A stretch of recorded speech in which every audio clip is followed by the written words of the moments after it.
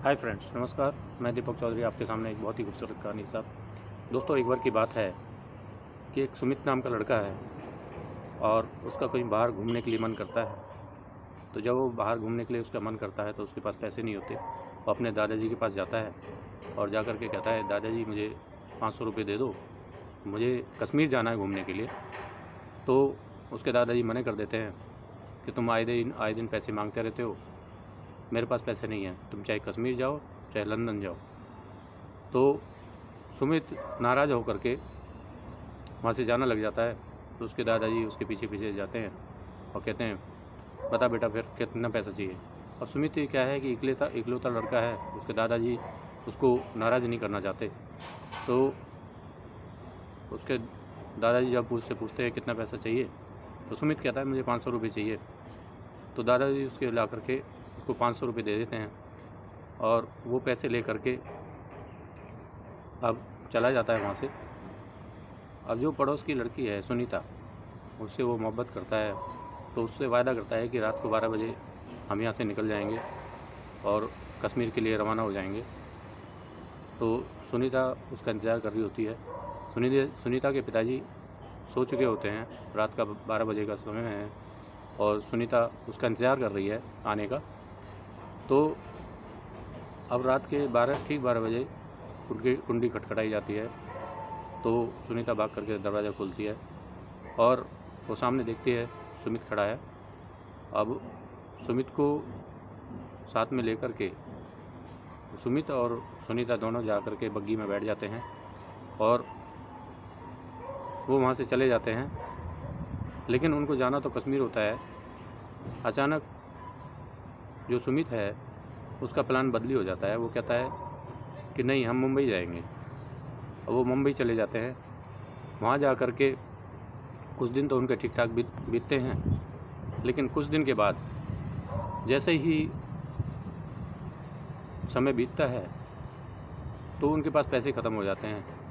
जब पैसे ख़त्म हो जाते हैं तो सुनीता को गहने बेचने की नौबत आ जाती है। लेकिन सुमित गहने बेचने से मना कर देता है और वो एक चिट्ठी अपने दादाजी के नाम से लिखता है। तो उसके दादाजी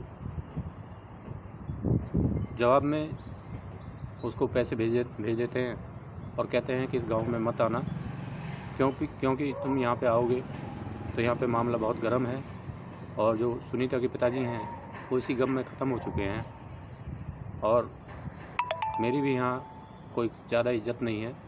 तो इसलिए तुम जहाँ पे हो वहीं पे रहो और मैं तुम्हारा हर महीने खर्चा भेज दिया करूँगा। तो सुमित वहीं पर रहना शुरू कर देता है। लगभग 3 साल गुजर जाते हैं। 3 साल के दौरान जो सुनीता है एक बच्ची को जन्म देती है, उसका नाम काजल रखते हैं।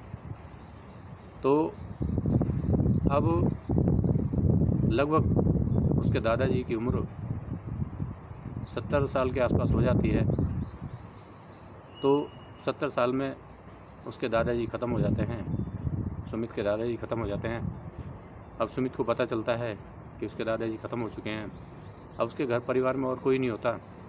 तो अब सुमित को चिंता लगती है कि वो जो कारोबार है, अगर मैं वहाँ पे नहीं गया तो सब ऐसे ही मिट्टी में मिल जाएगा, इसलिए मुझे वहाँ जाना चाहिए। लेकिन अगर सुनीता को बता के जाता हूँ तो ये मुझे जाने नहीं देगी।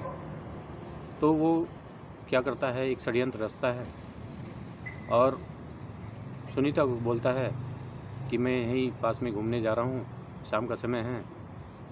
सुमित चला जाता है, रात हो जाती है लेकिन सुमित नहीं आता। सुबह के टाइम सुनीता के पास एक चौकीदार आता है और आकर के कहता है तुम मेरे साथ चलो। तो सुनीता उसके साथ चली जाती है।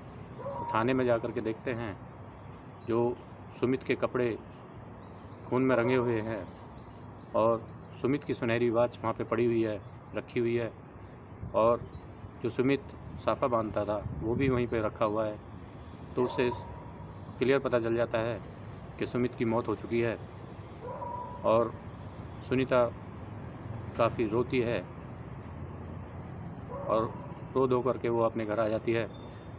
अब पुलिस वाले भी तहकीकात करते हैं और किसी बेगुनाह को पकड़ के ला करके उसको जेल में डाल देते हैं सुमित के कत्ल के जुर्म में। लेकिन उधर सुमित अपने गांव चला जाता है और अपने गांव में जा कर के उस कारोबार को सब पूरे को अपने को संभाल लेता है और संभाल करके वो वहाँ पे शादी कर लेता है। जब शादी कर लेता है तो शादी होने के बाद वो अपनी पत्नी को ठीक से प्यार नहीं दे पाता और उसकी पत्नी बीमार रहना शुरू हो जाती है। तो एक दिन क्या होता है, उसकी पत्नी किसी भयंकर बीमारी का शिकार होकर के वो भी ख़त्म हो जाती है। फिर उसके कुछ दिन बाद फिर वो एक शादी करता है, तो वो भी औरत उसको पसंद नहीं आती, सुमित को पसंद नहीं आती। तो वो भी किसी बीमारी से ग्रस्त होकर के वो भी बेचारी ख़त्म हो जाती है। फिर सुमित एक शादी और करता है। तो अब ये जो औरत है इसको बहुत पसंद आती है, इसके नाक नक्श बहुत अच्छे हैं, बहुत सुंदर है। इस औरत से सुमित को एक लड़का होता है। तो वो लड़का होने के बाद फिर एक बहुत भयंकर बीमारी चलती है। तो वो बीमारी होती है प्लेग की। तो सुमित की पत्नी को प्लेग हो जाता है और जो बच्चा है उसको भी प्लेग हो जाता है। प्लेग की बीमारी में दोनों ख़त्म हो जाते हैं। अब सुमित अकेला रह जाता है। अब सोचता है कि अब मैं क्या करूं। अब वो पहले दारू पिया करता था, उसकी दारू भी वहाँ पे छूट जाती है, बुरी आदतें भी सब छूट जाती हैं। वो एक अच्छा इंसान बनना चाहता है, लेकिन अब वो अकेला पड़ जाता है। कारोबार भी काफ़ी फैल चुका है, लेकिन अब वो निश्चय करता है कि मुझे यहाँ नहीं रहना है, मुझे सुनीता के पास जाना होगा। अब उसको सुनीता को याद आती है और जो काजल उसकी लड़की है उसकी याद आती है और सोचता है कि कितना अच्छा होता अगर ये बच्चा और काजल मेरी बच्ची दोनों खेलते यहाँ पर, बहुत अच्छा लगता। इन्हीं ख्यालों में खो करके फिर वो वहाँ से मुंबई की तरफ रवाना हो जाता है। जब मुंबई पहुँचता है, जहाँ पे उसका वो अपना पुराना घर था सुनीता के पास, तो सुनीता के बगल वाला जो घर है उसमें एक बुज़ुर्ग आदमी रहते हैं। तो उनसे पूछता है कि ये बगल वाले जो घर के लोग हैं वो कहाँ पे है। तो इतने में एक लड़की वहाँ से सुनीता के घर से दरवाज़ा खोलती है और देखती है। तो वो सुमित कहता है कि अपनी माँ को भेजो, मैं गांव से आया हूँ। तो वो लड़की जा कर के अपनी माँ से कहती है, उसकी माँ बाहर निकल के आती है और आकर के सुमित को देखती है। तो देख करके उसको यकीन नहीं होता कि ये सुमित ही है।